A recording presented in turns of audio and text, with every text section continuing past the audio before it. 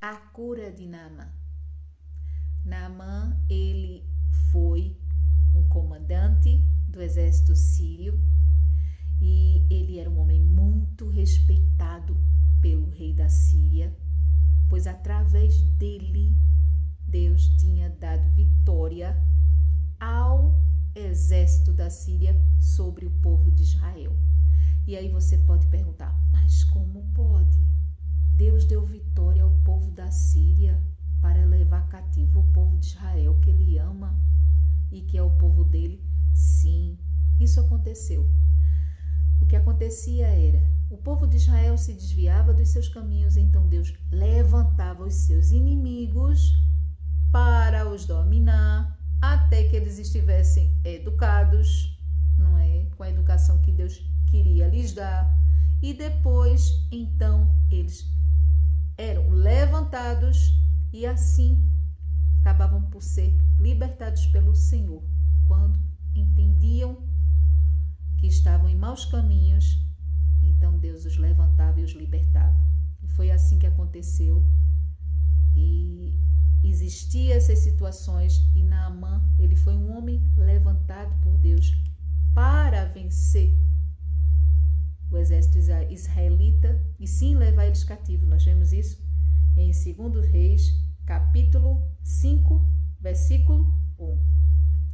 E continuando, Naamã, ele, se nós formos atentar à história de Naamã, ele convivia com o rei, ele tinha uma esposa, ele tinha filho, ele tinha empregados, incluindo uma garota que é levada cativa de Israel para trabalhar na casa dele.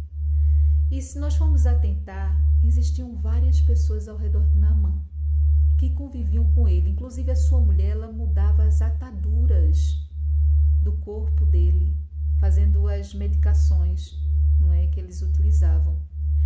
E nenhuma dessas pessoas contraiu lepra. E nós podemos nos perguntar, mas por quê? Porque a lepra em Naamã, ela tinha um porquê de existir. Se nós formos prestar atenção, não é, pela leitura que está na Bíblia, e nós formos ver as atitudes de Naamã, nós percebemos que ele era um profissional bem-sucedido na sua área como comandante, ele era muito respeitado pelo rei. E essas situações em nossa vida, na vida de qualquer pessoa, traz uma arrogância, não é? Uma soberba.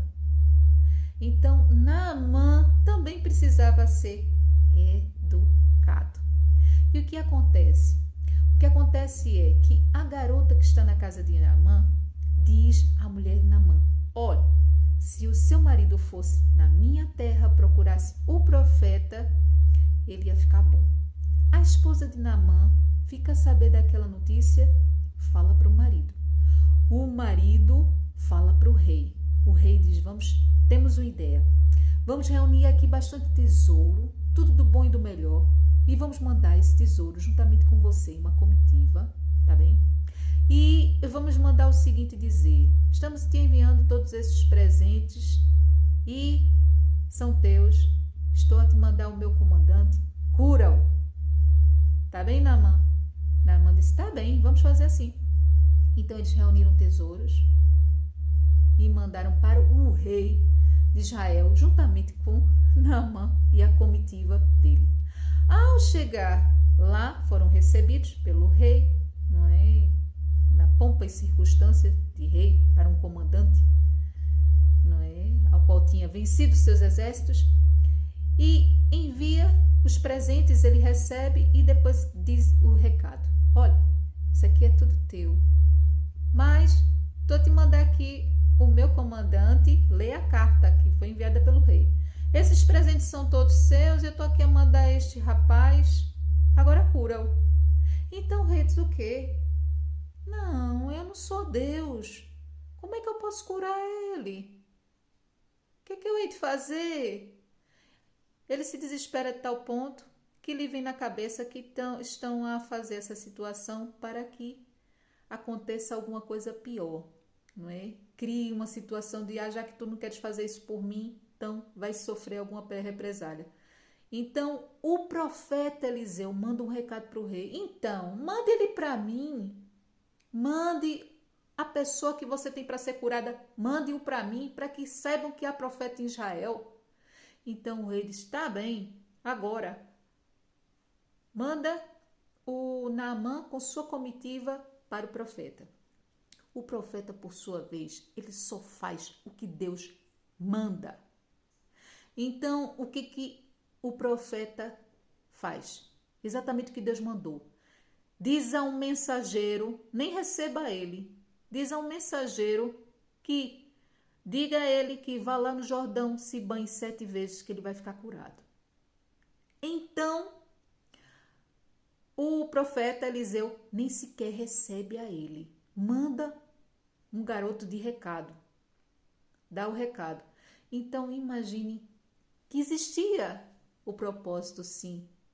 E o propósito era quebrar a arrogância daquele homem. Deus se agradava daquele homem, se agradava dos seus feitos, mas não se agradava da sua arrogância. E queria mostrar a ele, não é? Que sim, ele era uma pessoa que deveria mudar esta situação em sua vida. Mas era necessário passar por uma situação que ocasionasse essa mudança. E ali estava esta situação. Então Naamã chega para falar com o profeta, na tenda do profeta, nem o profeta lhe recebe, nem lhe passa cartão. Vem um mensageiro falar com ele e dizer para ele ir no Jordão se banhar 7 vezes. Então ele fica, peraí, o que é isso? Eu vou lá falar com o rei. O rei me trata disso, manda para um profeta. O profeta nem sequer me olha na cara, manda um garoto de recado. Estão a brincar com a minha cara. Então se revolta, fica logo irado e quer ir embora. Até que o seu filho, não é? Diz, pai, então, se te pedissem uma coisa mais extraordinária, você fazia. Mas estão te pedindo uma coisa simples? Tenta, faz. Então ele tenta. É exatamente isso. Ele era um homem tão arrogante que se lhe pedissem um impossível, ele iria se sentir, sim, vou fazer um impossível, porque o impossível me compete. Eu sou Naamã. Mas ir no Jordão, para ele, era muito mal, porque ele mesmo diz na Bíblia, há rios muito melhores na minha terra, muito mais bonitos e muito mais agradáveis. Provavelmente o Jordão estava com alguma bactéria ou alguma substância, não é, que era necessária para a cura dele, mas não, ele não aceitava porque era um rio menor e se calhar tivesse uma condição desagradável para banho, não é? Mas aquela água é que ia curar ele. Então Deus estava testando aquele coração. Ele tinha o poder da cura dele se ele deixasse de ser arrogante. E sim, fosse lá obedecer o profeta, obedecer à vontade de Deus, ou ele podia continuar como ele estava e continuar se banhando nos rios lindos e maravilhosos dele, com a arrogância dele e um dia morrer. Então ele escolheu, sim, através daquele pedido do seu filho, não é? Nos lembra, mergulha 7 vezes e quando sai da água, a sua pele sai como a de um bebê curado. Quantas vezes em nossa vida nós perdemos situações maravilhosas de Deus por arrogância? Não seja arrogante. Deus aborrece. Deus se ira. Deus não gosta da arrogância. E Deus retira da face da terra os arrogantes. Seja humilde. Um coração humilde agrada o coração do Senhor. E na humildade nós encontramos sempre a nossa salvação. Leia a Bíblia. A Bíblia é a palavra de Deus na tua vida.